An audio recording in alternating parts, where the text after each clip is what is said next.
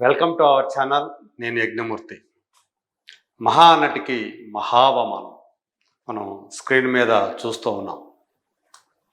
ఎందుకు ఇప్పుడు మహానటికి అలాంటి మహావమానం జరిగింది అంటే, రీసెంట్గా ఒక ఓటీటీ ప్లాట్ఫామ్కి సంబంధించినటువంటి షో ఏదైతే ఉందో, డ్యాన్స్ షో ఏదైతే ఉందో దానికి సంబంధించినటువంటి ప్రోమో రిలీజ్ అయింది. దాని పేరు, ఆ షో పేరు డ్యాన్స్ ఐకాన్ సీజన్ 2. అదిదా సర్ప్రైజు అని చెప్పేసి దానికి ఒక పేరు కూడా పెట్టుకున్నారు. దానికి వ్యాఖ్యాత అలాగే సమర్పకుడు మనందరికీ తెలిసినటువంటి ఓంకార్. సో తను అనేక షోలని తను రూపకల్పన చేశాడు. వాటికి ప్రయోక్తగా, వ్యాఖ్యాతగా వ్యవహరిస్తూ ఉంటాడు.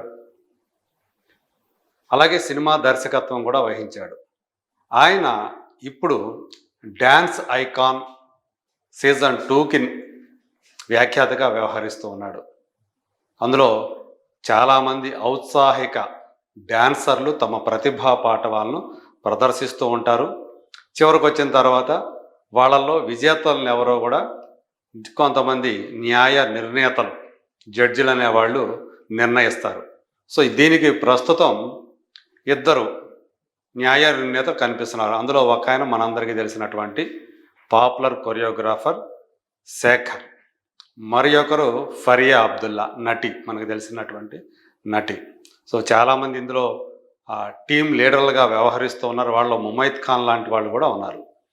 సో ఇప్పుడు ఈ లేటెస్ట్గా రిలీజ్ అయినటువంటి ఒక ప్రోమో ఏదైతే ఉందో, అంటే ఈ నెల 18వ తేదీ అది టెలికాస్ట్ కాబోతోంది, స్ట్రీమింగ్ కాబోతోంది ఆ ఎపిసోడ్. దానికి సంబంధించినటువంటి ప్రోమో రిలీజ్ అయింది. అది చూసిన వాళ్ళకి చాలామందికి గుండెలు అవిసిపోయాయి. ఎందుకంటే మహానటి సావిత్రి నటించినటువంటి మాయాబజార్ సినిమా, అది ఎలాంటి క్లాసిక్ మైథలాజికల్ ఫిల్మో అందరికీ తెలిసిందే. 1957లో వచ్చినటువంటి ఆ సినిమా ఇప్పటికీ కూడా ఔత్సాహిక దర్శకులకే కాదు, పేరు పొందిన దర్శకులకు కూడా ఒక పాఠ్య గ్రంథం లాంటిది. సో ఒక మహాభారతంలో ఉన్నటువంటి పాత్రలను తీసుకొని ఒక కల్పిత కథను సృష్టించి దానిని అద్భుతంగా రంజింపజేసినటువంటి కేవి రెడ్డి మహనీయుడు. సో ఆయన రూపొందించినటువంటి ఆ సినిమాలో ఒక పాట అహనా పెళ్ళంట ఓహనా పెళ్ళంట అనేది. సో అది శశిరేఖ పరిణయం సందర్భంగా వచ్చేటువంటి పాట. అందులో శశిరేఖగా మహానటి సావిత్రి గారి అభినయం నా భూతో నా భవిష్యత్ అని చెప్పాలి. ఒక పక్క అంటే అందులో ఇంకొక పార్శ్వం కూడా ఉంటుంది. ఘటోద్గజుడిగా నటించినటువంటి ఎస్వి రంగారావు గారు మాయా శశిరేఖగా అక్కడ మనకి కనిపిస్తారు. సో అప్పుడు కూడా ఆమె ఘటోద్గజుడి ఆ బాడీ లాంగ్వేజ్ను కూడా ఆమె అభినయిస్తూ ఆ పాటని ఎంత గొప్పగా రంజింపజేశారు సావిత్రి గారు. అలాంటి ఆ పాటని ఇందులో వీళ్ళు రీమిక్స్ పేరిట, రీక్రియేషన్ పేరిట చేసినటువంటి ఏదైతే ఆ డ్యాన్స్ చూపించారో, అంటే బెల్లీ డ్యాన్స్ తరహాలో ఆ పాటని, అహనా పెళ్ళంట అనే పాటకి బెల్లీ డ్యాన్స్ ఇక్కడ కనిపిస్తున్నటువంటి ఆమె ఆ డ్యాన్సర్. మనం ఇక్కడ డ్యాన్సర్ని తప్పు పట్టాల్సిన పని లేదని నాకు అనిపిస్తుంది. ఈ పాటని అలా కొరియోగ్రఫీ చేసిన వాళ్ళు, లేదు దీన్ని డైరెక్ట్ చేసిన వాళ్ళు, అసలు దీనికి వ్యాఖ్యాతగా వ్యవహరించిన వాళ్ళు, వీళ్ళను మనం అనాలి. సో ఆమెకి ఏముంది, ఆమె ఏం చెప్తే, కొరియోగ్రాఫర్ ఏం చెప్తే, దర్శకుడు ఏం చెప్తే అలా చేసేటువంటి ఒక నటి. బహుశా ఆమెకి దీని గురించినటువంటి ఆ సెన్సిబిలిటీస్, ఆ సున్నితత్వాలు ఆమెకి తెలియకపోవచ్చు. ఎంత జుగుప్సాకరంగా నడుము ఊపుతూ, అలాగే యథభాగాన్ని ఊపుతూ ఆ పాటకి ఆమె అభినయిస్తుంటే ఎంత అసహ్యకరంగా అనిపించింది, ఎంత జుగుప్సాకరంగా అనిపించిందో చెప్పలేము. ఒక మహానటి సావిత్రి గారి పాటని ఆమె అసలు ఆ పాటలో ఆమె చేసే అభినయం నిజంగా అది డ్యాన్స్ కాదు, ఆ పాటలో కూడా ఆమె అభినయమే మనకు కనిపిస్తుంది. ఒక క్లాసిక్ సాంగ్ అది.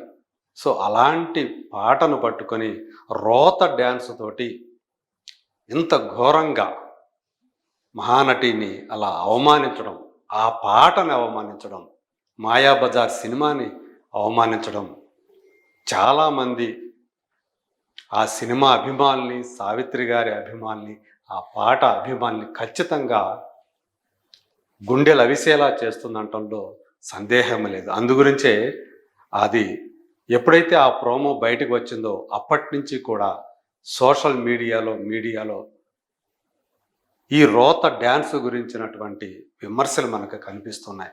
ఇంత ఘోరంగా ఆమెను అవమానించాలా సావిత్రి గారిని? ఆధునికత పేరుతోటి క్లాసిక్స్ని అపహాస్యం చేయకూడదు కదా అని చెప్పి చాలామంది విఘ్నులు చెప్తూ ఉన్నారు. ఇంకా దురదృష్టకరమైనటువంటి విషయం ఏంటంటే, సెన్సిబుల్ డైరెక్టర్గా పేరు పొందినటువంటి ఇంద్రగంటి మోహన్ కృష్ణ గారు ఆ షోకి అతిథులుగా వచ్చారు.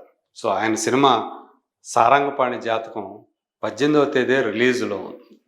సో ఆయనతో పాటు ఆ సినిమా కథా నాయకుడు, నాయిక కూడా అతిథులుగా వచ్చారు. ప్రియదర్శి, రూప కొడవాయూరు. ఇంద్రగంటి సో ఇది కొత్తగా అనిపిస్తుంది అని చెప్పేసి ఆయన మాట్లాడింది కూడా ఆ యాడ్లో, అంటే ఆ ప్రోమోలో కనిపించింది.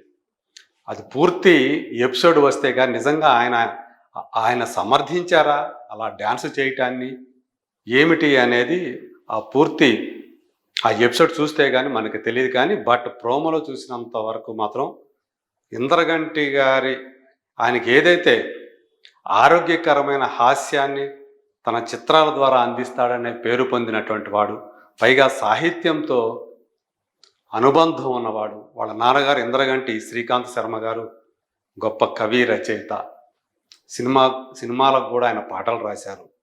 ఎంతో అంటే సాహితీవేత్తగా సాహితీ లోకంలో ఎంతో పేరు ప్రఖ్యాతులు పొందినవాడు. ఆయన పేరిట ఆయన కుటుంబం అంటే మోహన్ కృష్ణ వాళ్ళు సాహితీ అవార్డును కూడా ఇస్తూ ఉన్నారు. అది కూడా చాలా ప్రతిష్టాత్మకమైనటువంటి అవార్డుగా సాహితీ లోకంలో పేరు పొందింది. మరి అలాంటి దర్శకుడు ఎలా ఆ పాటని, అహనా పెళ్ళంట అనే పాటని, మహానటిని అంత అవమానకరంగా అలా ఒక బెల్లి డ్యాన్స్ పేరిట అవమానిస్తుంటే ఆయన ఎలా తట్టుకోగలిగాడు అనేదే ఆశ్చర్యాన్ని కలిగిస్తుంది. నిజంగా చెప్పాలంటే ఒక రకంగా షాక్ కలిగించింది. మోహన్ కృష్ణ గారి ఆయన అది కొత్తగా ఉంది అని చెప్పి ఆయన పాజిటివ్గా చెప్తున్నట్టుగా ప్రోమోలో ఉండటం అనేది.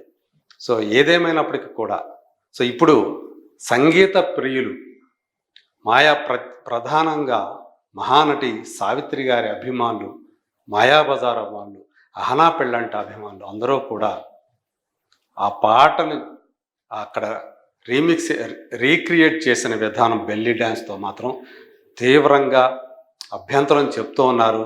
సో చాలా వాళ్ళ హృదయాలన్నీ కూడా చాలా సిగ్గుతో తలలు వంచుకుంటున్నాయి. ఇలా చేస్తారా అంటే క్లాసిక్స్ని అసలు టచ్ చేయకూడదు. క్లాసిక్ సాంగ్స్ని వాటికి ఒక గౌరవం ఉంటుంది.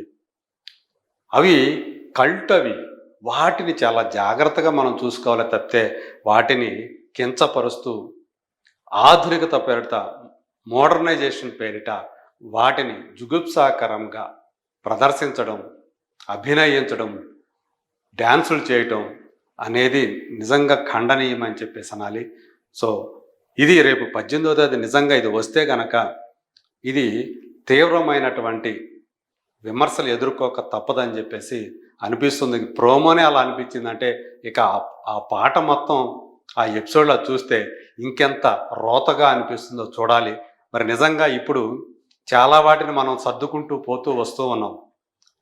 మన కల్చర్ని, అలాగే మనకి ఎంతో గౌరవాన్ని, పేరు ప్రతిష్టలు తీసుకొచ్చిన వాటిని ఈరోజు ఆధునికత పేరిట జరుగుతున్నటువంటి ఒక రకంగా చెప్పాలంటే చిత్రవధ, అలాంటి చిత్రవధే కనిపిస్తూ ఉంది ఇక్కడ ఈ పాటను అలా చేయటం అనేది.